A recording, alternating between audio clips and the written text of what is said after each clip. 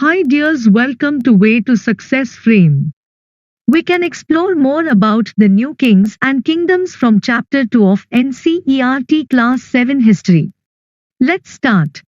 During the period of 7th and 12th centuries, many new dynasties emerged in different parts of the subcontinent.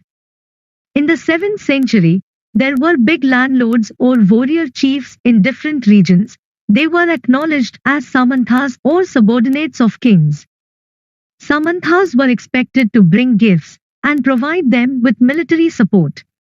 They gradually gained power and wealth and thereafter declared themselves to be Mahasamantha or Mahamandaleshwar. For example, the Rashtrakutas in the Deccan was initially subordinate to the Chalukyas of Karnataka.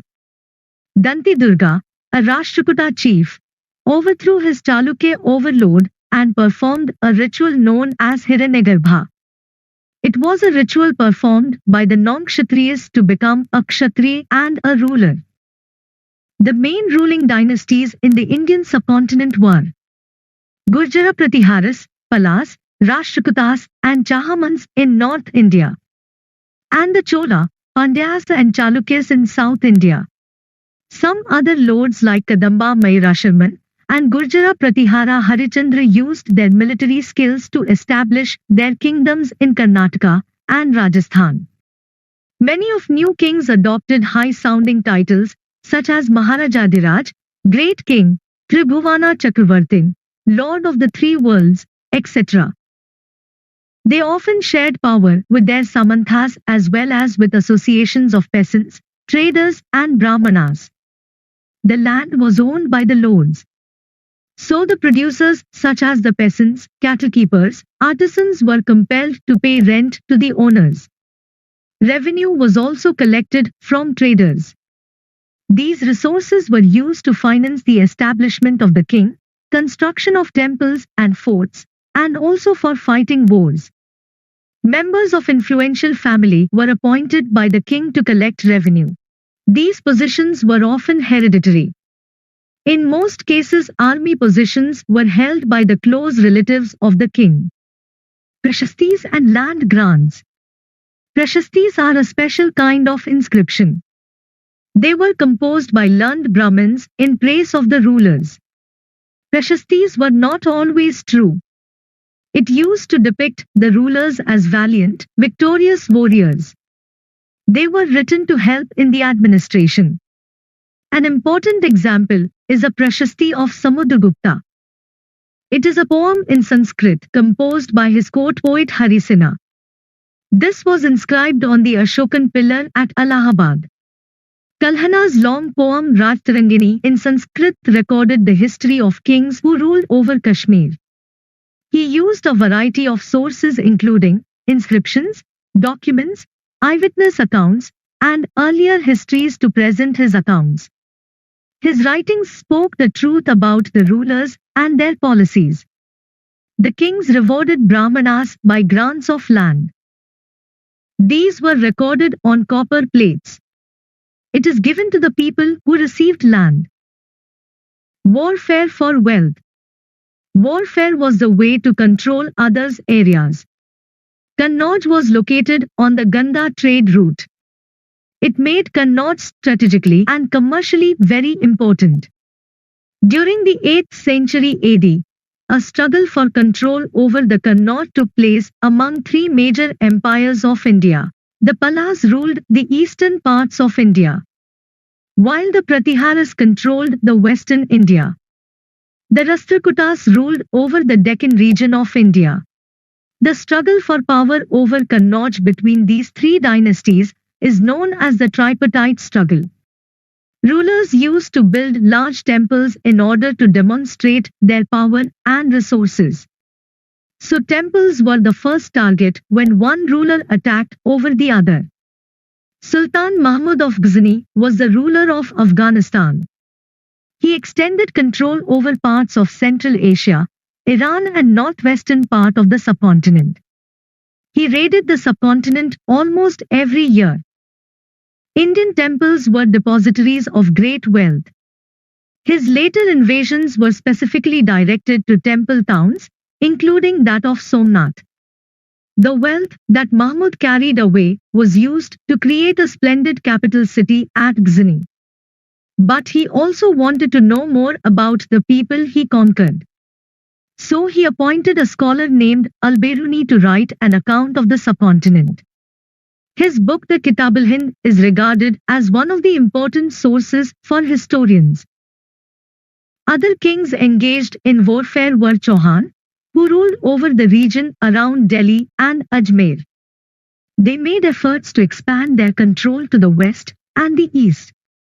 Chauhans were engaged in conflict with Chalukyas of Gujarat and the Gahdavlas of western Uttar Pradesh. Their greatest ruler was Prithviraj III, also called Prithviraj Chauhan.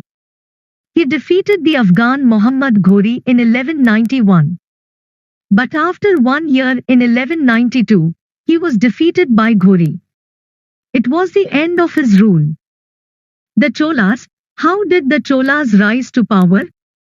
Muttariyar family held power in the Kaveri Delta. They were subordinate to the Pallava kings of Kachipuram. Vijayalaya Chola from Uriyur captured the delta from the Muttariyar in the middle of the 9th century. He built the town of Tanjavur and a temple for goddess Nisham Sudini there. The successors of Vijayalaya conquered neighboring regions, and the kingdom grew in size and power. The Pandyan and the Pallava territories to the south and north were made part of this kingdom. Rajaraja I considered as the most powerful Chola ruler. He also reorganized the administration of the empire. Rajaraja's son Rajendra I continued his policies and raided the Ganga Valley, northern Sri Lanka, and countries of Southeast Asia. The Chola rulers were great builders. The big temples of Tanjavur and Gangaikonda Cholapuram were built by Rajaraja and Rajendra Chola. The temples were not only religious institutions, but served as centers of economic, social and cultural life. The making of bronze images of the deities was the most distinctive of the crafts associated with the temples. Chola bronze images are still considered the best in the world. Agriculture and irrigation. The development of agriculture contributed much to the achievements of the Cholas. They made the best use of the river Kaveri, creating tributaries and building dams. Forests had to be cleared in some areas, while land had to be leveled in some other regions. Canals were constructed to carry water to the fields, and embankments were built to prevent flood. A variety of methods like digging of wells, placing huge tanks, were used for irrigation. The administration of the empire. How was the administration organized? The Chola system of administration was highly organized and efficient. There were 3 types of village assemblies in the Chola administration: Ur, Sabha and Nagaram. Settlements of peasants known as Ur. Groups of such villages formed larger units called Nad. Rich peasants of the Vellala caste controlled over the affairs of the Nad under the supervision of the central Chola government. They performed several administrative functions, including dispensing justice and collecting taxes. The Chola kings gave some rich landowners titles like Muvendvilan, means peasant serving 3 kings, and Ariyar means chief, etc. The Sabha was an exclusive Brahman assembly. Brahmins received land grants or Brahmadeya. A large number of Brahmana settlements emerged in the Kaveri Valley. Each Brahmadeya was looked after by an assembly or Sabha of prominent Brahmana landholders. The Sabha had separate committees to look after irrigation works, gardens, and temples. Names of those eligible members of these committees were written on small tickets of palm leaf. These tickets were put into an earthenware pot, from which a young boy was asked to take out the tickets, one by one for each committee. Their decisions were recorded in detail in inscriptions, often on the stone walls of temples. Nagaram is the assembly of traders and merchants. The commercial town under the rule of the Cholas were known as Nagaram. The merchants and the traders formed their own associations and organizations here. They also performed administrative functions in towns. Dears, this chapter discusses big landlords or warriors by the 7th century.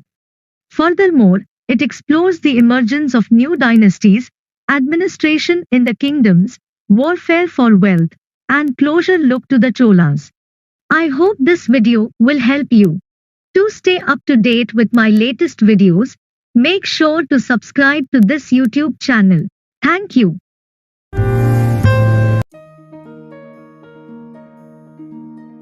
The Chola Empire.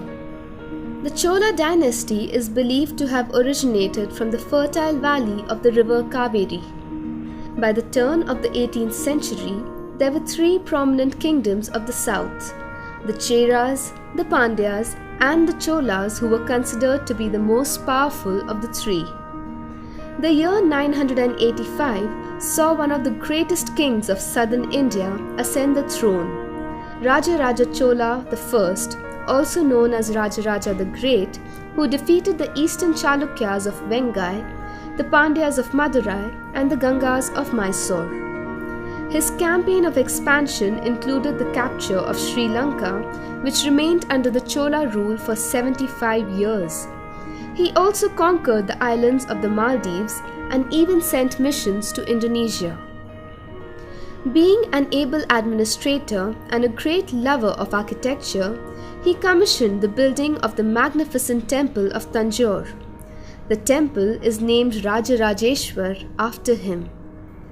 Rajendra Chola, the heir and son of Rajaraja Chola I, took over the kingdom after his father's death and was an able ruler just like him.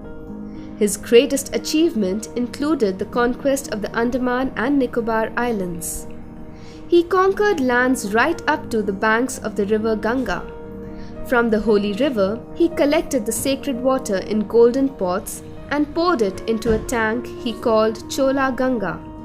He then adopted the title of Gangaikonda, which means victor of the Ganga. The period under his reign came to be known as the Golden Age of the Cholas. Art, music, dance, poetry, drama, sculpture, painting, philosophy, and religion all reached new heights. Temples were the center of all activities, where the courtyard served as a school for students who were taught ancient Vedas and scriptures. It was also built to be used as a shelter by people in case of an emergency. The Cholas continued to lay much emphasis on architecture.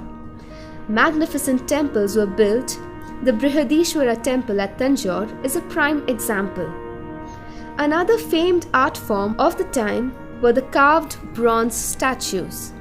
The Nataraja and the Ardhanarishwara are famous examples of this art form. The eastern Chalukyas and the Cholas had intermarried through the generations, and thus a new clan was born. Rajendra Chola's daughter was married to the Chalukya prince Vimaladitya. One of the Chalukya Chola rulers was Rajendra II, an eastern Chalukyan prince who called himself Kulotunga, or Star of the Dynasty. Under his rule, Sri Lanka gained independence from the Chola rule. His reign was of peace and prosperity. Trade with Southeast Asia aroused, with many diplomatic missions sent to China. Around the year 1118, however, the Chalukya Chola rulers lost control of Vengai to the western Chalukya king Vikramaditya VI. The future Chola kings all faced trouble in one way or the other. They were constantly assaulted. By the 13th century, the Pandyan monarchs were gaining strength. The Chola Empire shrank to the region around Tanjore and soon came to an end when the last Chola king, Rajaraja III, died.